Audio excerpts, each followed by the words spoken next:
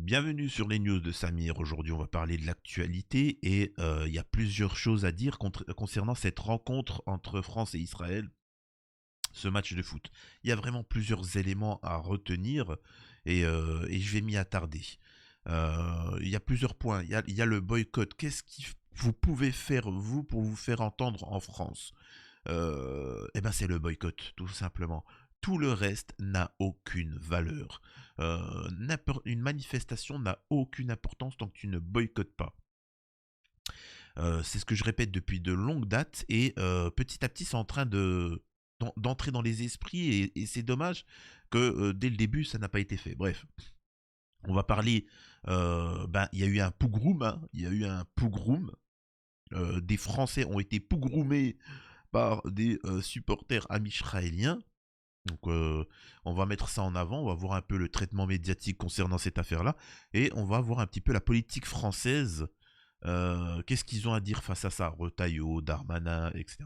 Alors voilà, donc comme vous le savez, là, comme vous l'entendez, je suis un petit peu malade, donc je vais éviter de hausser le ton.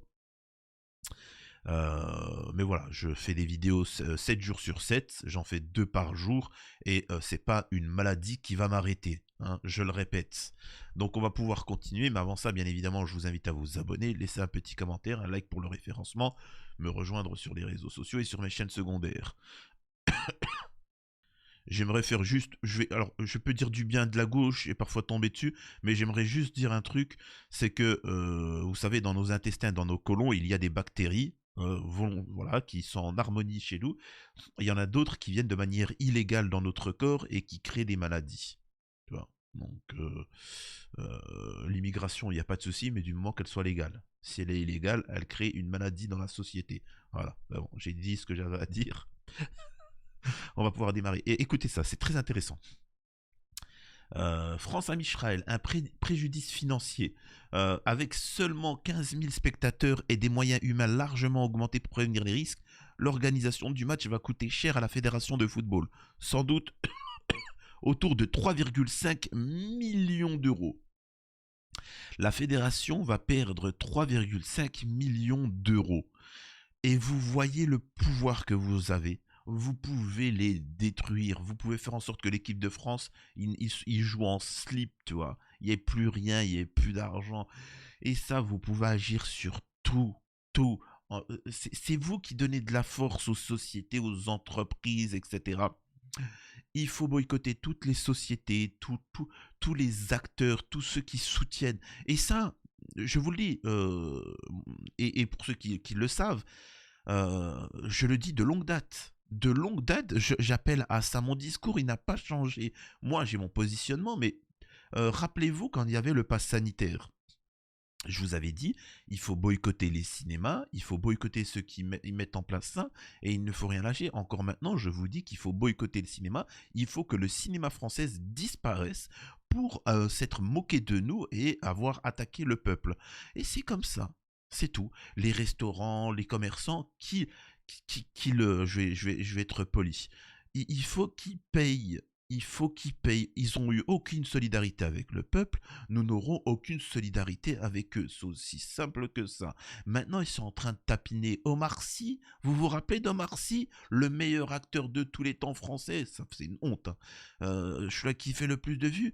Il a fait 4000 entrées derrière son dernier film en France.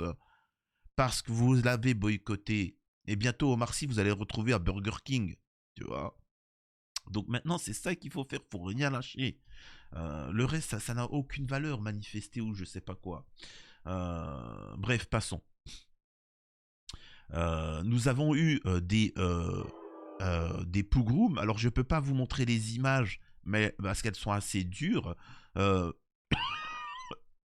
y a eu un. Alors là, on parle du deuxième, mais il y a eu deux pogroms. C'est-à-dire qu'on a des Amisraéliens et dedans des soldats, des Amisraéliens qui sont tombés sur des Français et les ont complètement lynchés. Parce que blancs, parce que français, parce que catholiques. Maintenant, en France, Un catholique a peur de sortir regarder un match de foot sans que des sionards lui tombent dessus. C'est quand même dingue. C'est quand même fou, tu vois. Donc, à quand une réaction du gouvernement? Bien évidemment, si pour des militaires français ils n'ont rien fait, c'est pas pour vous. Ça, il faut bien comprendre que on leur a donné des ailes. Ils se sont dit, on peut faire ça sur euh, des militaires dans un territoire français, dans une église, et que Macron ne s'est pas exprimé, et ben maintenant on va aller en France même, tu vois. C'est incroyable. On va aller dans la capitale et on va les vilipender. C'est juste fou, quoi. Une femme aurait été vilipendée par des supporters amis israéliens. Euh, En direct, la police française s'en est pris injustement aux supporters français alors qu'ils étaient vilipendés par des supporters amis israéliens au Stade de France. Et ça, c'est quand même ouf. Il faut bien que vous compreniez l'avenir. Et c'est pour ça que moi, j'ai eu un discours de partez de la France. Alors je sais, il y en a qui vont me dire oui, mais en fait, tu donnes la France en disant ça. Non, oui, bah si vous voulez lutter, luttez. Mais je vous dis la vérité, c'est peine perdue en France. C'est peine perdue. La police, ces héros de la nation vous déglingueront. Ils sont là. Tout ça a un lien. Je suis désolé. Là, je vais dire du bien de la gauche, mais c'est ce que la gauche mettait en garde de longue date. C'est qu'ils ont détruit le tissu social. C'est fait exprès, hein. C'est-à-dire que normalement, les autoroutes, ça appartient à l'État, ça appartient au peuple. La police, ça appartient au peuple. La santé, ça appartient au peuple. Ton commerce, ta nourriture, ça appartient à des citoyens, tout ça, on s'en fout, ça. Mais il y a des choses régaliennes, il y a des choses régaliennes qui doivent appartenir à l'État et que ça ne doit pas changer. Pourquoi je suis en train de vous dire ça? Vous remarquerez que tous les libéraux, les Hanouna, les Pascal Pro, les Morandini, les choses comme ça, appellent à l'ultralibéralisme. L'ultralibéralisme, c'est quoi? Vous allez me dire, oui, mais Samir, on en a besoin de la police, des soignants, on en a besoin. Pour preuve, par exemple, les autoroutes. Les autoroutes, on est d'accord qu'il y en a. Ça a été fait avec quel argent? Avec l'argent du peuple. Une fois que ça a été remboursé, ils ont fait des arrangements pour les donner à certains, à privés. Mais on est bien d'accord que ça rapporte de l'argent, ils s'engraissent comme des salauds. Au pire, l'État aurait pu s'engraisser comme des salauds avec les autoroutes. Mais pourquoi ils ne l'ont pas fait? Ils l'ont donné. Ça a un but. Pourquoi ils sont en train de réduire la police? Alors qu'on en a besoin, on a besoin de plus en plus de police. Je suis désolé pour les droitards, mais c'est les gauchistes qui disent ça, qu'il faut plus de policiers, qu'il faut plus de juges, qu'il faut plus de moyens. Les droitards écoutent Hanouna qui vous disent non, plus de libéralisme et donc moins de policiers et plus d'unités privées. Ils vont mettre en avant des polices privées, etc. Donc on arrivera en France à une caste, vous savez laquelle, la caste politico-médiatique, qui eux auront accès aux hôpitaux privés, aux services de sécurité privés, militaires, etc. Et la population, ça va être le Far West. Et derrière, ils vont vous déglinguer la gueule. C'est ça l'objectif, excusez-moi. Excusez-moi de. Donc voilà, on a ici qui est très intéressant, c'est le match de foot. Regardez, nous avons Emmanuel Macron, on a Nicolas Sarkozy, on a Flamby, on a Retailleau, enfin le Premier ministre Barnier, etc. En fait, on a toute la caste politico-médiatique. Et au-delà de ça, on voit bien que le stade est complètement vide. Il a été complètement boycotté. Le peuple a boycotté ce match et la caste politique, elle est là présente. Et en fait, ça, au-delà, encore une fois, d'Israël, ça vous montre qu'ils sont en déconnexion totale avec le peuple. Ils sont en déconnexion totale. Vraiment. C'est tout. Et c'est pour ça que ça me fait rire quand ils veulent tous se comparer à Donald Trump. Donald Trump aurait été du côté du peuple. Ils le disent populiste, mais il aurait été du côté du peuple. Eux, ce ne sont pas. C'est justement le système. Donc voilà, je précise encore une fois. Euh, donc voilà, j'ai pas envie de vous montrer les vidéos, même si là on voit pas grand chose parce qu'il y a une foule. Mais imaginez-vous là que cette foule au milieu, il y a un Français, il y a un petit goïm et qui se fait déglinguer la gueule. Voilà, parce que français, parce que catholique, parce que blanc. C'est tout. Avec des drapeaux israéliens, alors qu'on est en France, normalement, il n'y a que le drapeau français. Moi, j'aimerais bien voir tous ces droitards, j'aimerais bien voir tous ces agents sionistes, c'est-à-dire Bassem Braïki et tout ça, qui vous disent, moi, il n'y a que le drapeau français, celui qui a un drapeau algérien, tunisien, peine capitale, la tête de ma mère, wallah. Et ils vous disent des trucs comme ça. Soit. Est-ce que tu proposes appel capital pour ces gens-là? Dis-moi. Dites-moi là, les droitards. Non, parce que vous êtes des chouins. Vous êtes des chouins, c'est tout. Vous le savez pertinemment. Euh, Qu'est-ce que je voulais faire réagir? Alors, ça, c'est la réaction des médias face à ce pougroum. Et de toute façon, on a vu, hein, on a vu que, disons qu'il y a, c'est plus un deux poids deux mesures. Écoutez ça. Écoutez comment ils minimisent l'acte. On verra ce qui s'est passé à l'extérieur du stade, aux abords du stade, mais là, ce sont des images de quelques tensions qu'il y a eu à l'intérieur du stade entre supporters. Racontez-nous ce qui s'est passé. Un début de rixe, on pourrait dire. Pas une rixe à proprement parler, mais...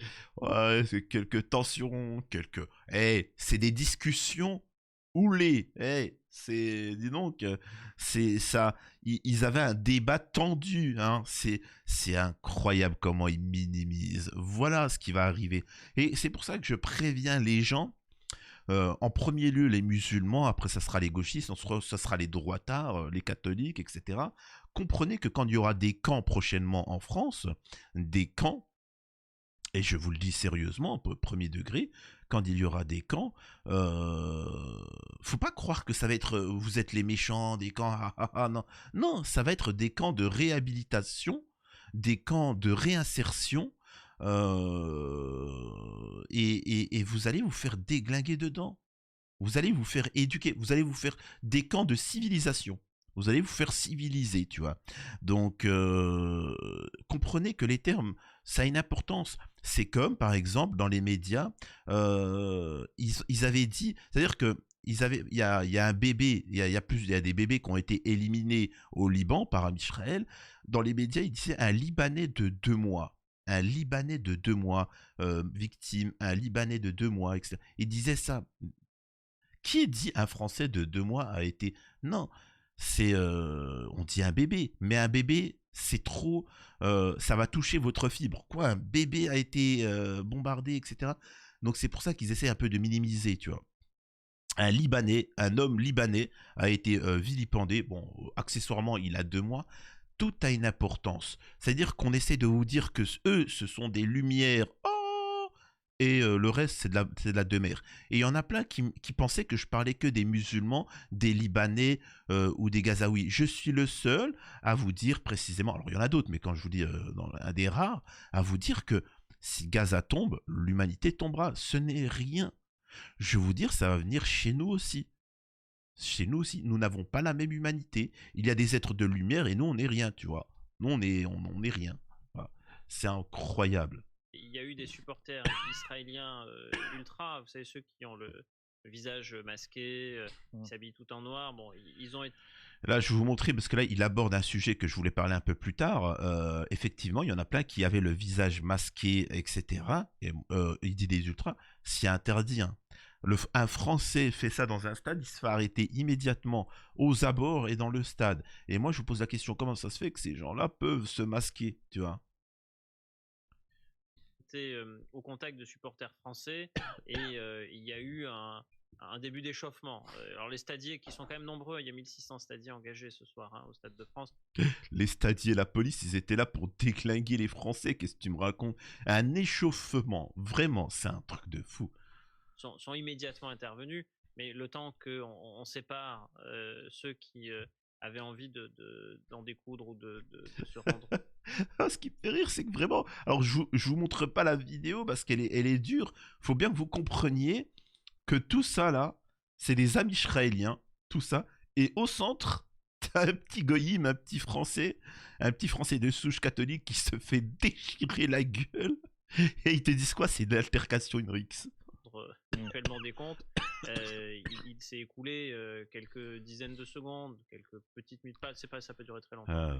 On verra ce qui s'est passé à l'extérieur du stade, aux abords. Moi, je pose la question. On est bien d'accord que ça aurait été l'inverse, ça aurait fait un scandale. Et moi, je vous dis quoi? C'est là où il faut être cohérent. Oui, Netanyahou, il est mauvais. Oui, il mérite la peine capitale. Oui, il mérite une coalition mondiale pour s'occuper d'Amisraël, tout ce que tu veux. Mais dans le mal, faut bien comprendre. Respect. Parce que dans le mal, il protège toutes ses brebis. Là où Macron ne le fait pas. Tu vois. Si on avait ne serait-ce qu'un qui s'était écorché le genou, Netanyahou aurait dit sanctions sur la France. Et toute la classe politico-médiatique se serait mis à quatre pattes pour devant Netanyahou et devant le mec qui serait fait écorcher le genou. Et ça, c'est respect. Là où Macron, cet chouin, ne fait rien. C'est pathétique. Alors, j'aimerais aussi... comment vous dire ça? Je peux pas vous montrer les images, mais il y a des médias sur Twitter. Quand je vous dis que tout le monde est acheté, tout le monde est acheté. Il y a un Français qui a pris une photo avec un drapeau palestinien et tout le monde a partagé sa photo sans flouter son visage. Alors que ils ont dit que c'était interdit de mettre le drapeau, donc en fait la police, ils vont le chercher, lui mettre une amende. Il y a tous les sionards de France qui, sur les réseaux sociaux, disent qu'il faut le retrouver et le dégommer. Donc en fait, ils ont mis une cible. Ces gens-là ont mis une cible sur ce Français. J'ai envie de te dire, ils ont déjà montré l'image, donc autant que je le fasse. Regardez. Un supporter français déploie un drapeau de la Palestine au Stade de France. Il y a Alerte Info et Cerfia, des médias qui sont sur Twitter. Pourquoi ils ont mis son visage et ils ne l'ont pas flouté? Donc là, on peut voir, il faut le retrouver. Tous les sionards, est-ce qu'on va en parler ça dans les médias? Il faut le retrouver, on va s'en occuper et ainsi de suite. Pourquoi on ne peut pas protéger ce Français-là? Pourquoi il est menacé pour avoir osé juste mettre en avant son opinion? Et pourquoi certains médias montrent son visage alors qu'ils n'auraient pas dû? Et maintenant, il est recherché, tout le monde partage ça. Bref. Alors que quand il s'agit de montrer des visages de sionards comme ça dans la foule, ces mêmes médias Cerfia et Alerte Info vont flouter. Remettez-vous en question si vous me regardez. Hein? Ceux qui et je les connais, Alerte Info, Cerfia. Remettez-vous en question un petit peu. L'argent ne fait pas tout. L'argent ne fait pas tout.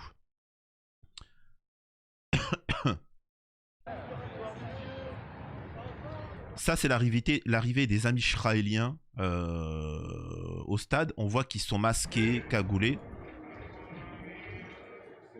Regardez. Regardez, il est cagoulé, mais ça passe. Je le répète, j'en ai fait plusieurs des vidéos sur la 3e, la 4e ère mondiale, etc. Je vous le dis, il y a deux lois. Il y a loi pour les non-juifs et il y a loi pour les juifs. Dans leur texte, c'est comme ça. Et en fait, il y a ceux qui vont s'y opposer et ceux qui vont accepter cet état de fait. Donc, c'est aussi simple que ça. On a Emmanuel Macron qui s'exprime aussi.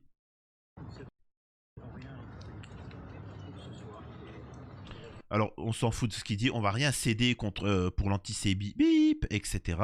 C'est la République française, on sera toujours là, etc.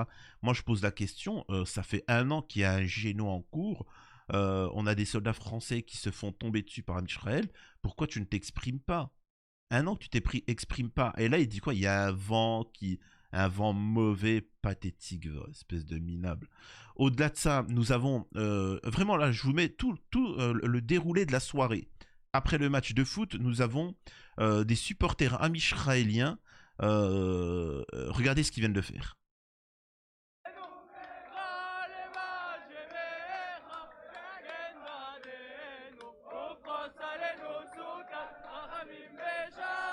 Alors, je rappelle que nous sommes en territoire français, et là, ce qu'ils sont en train de réciter, c'est une prière juive, l'Arvit, et dedans,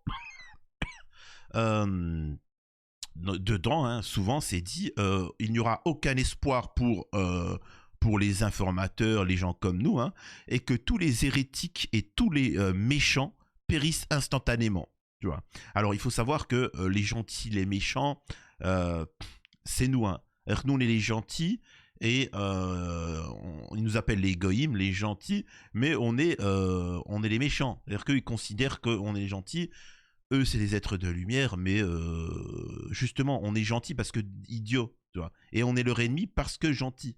Donc, on est aussi les méchants. Donc, ces mecs-là, en France, en plein territoire français, à Paris, nous disent qu'on va tous périr instantanément.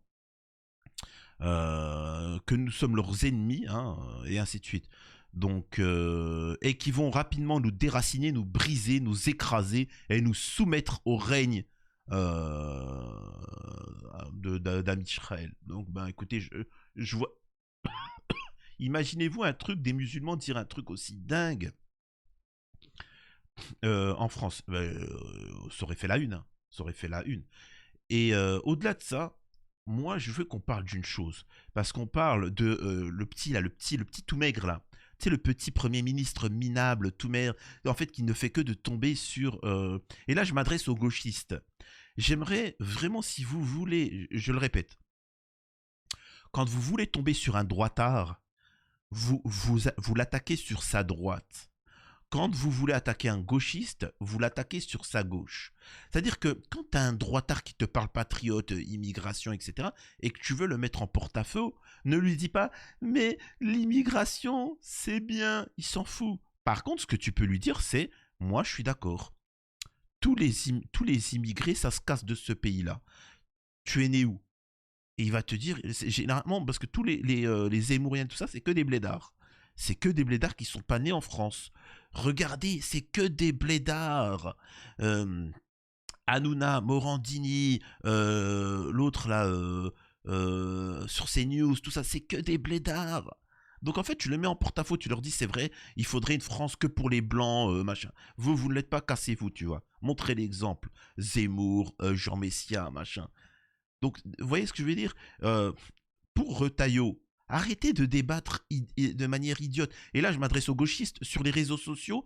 Partagez un maximum ça.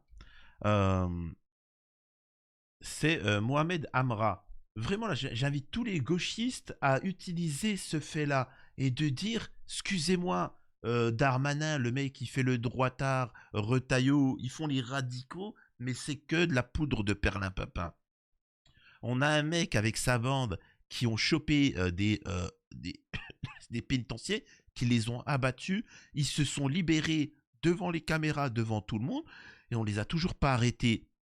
Donc plutôt que de s'attaquer à des députés parce qu'ils ont dit Free Palestine, plutôt que d'attaquer des députés LFI, machin, etc., j'invite Retailleau qui s'occupe que d'Amisraël et de tomber sur ces gens-là, j'invite Retailleau à nous arrêter. Mohamed Amra, c'est une honte.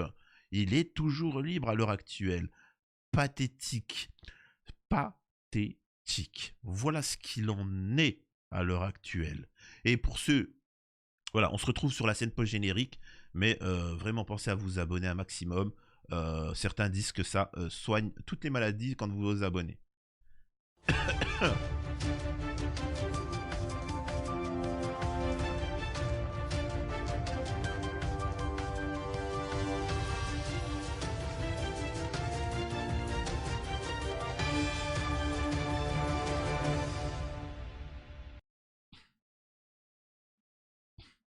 Pour ceux qui ont vu le match de foot, qu'est-ce qui se passe là? Netanyahou, il a appelé, il leur a dit, faut pas que vous marquiez de but, sinon vous êtes antisémite ou quoi? C'est un match, mais tellement complètement hors sol, c'est un truc de fou. Enfin bon. Vous inquiétez pas pour ma santé, ça va de mieux en mieux. Comparé à ces derniers jours, ça va de mieux en mieux, même si là, c'est le pic. Alors que c'est le pic de la maladie et c'est en train d'aller mieux, de redescendre. Donc vous inquiétez pas. Merci pour les conseils que vous m'avez donnés.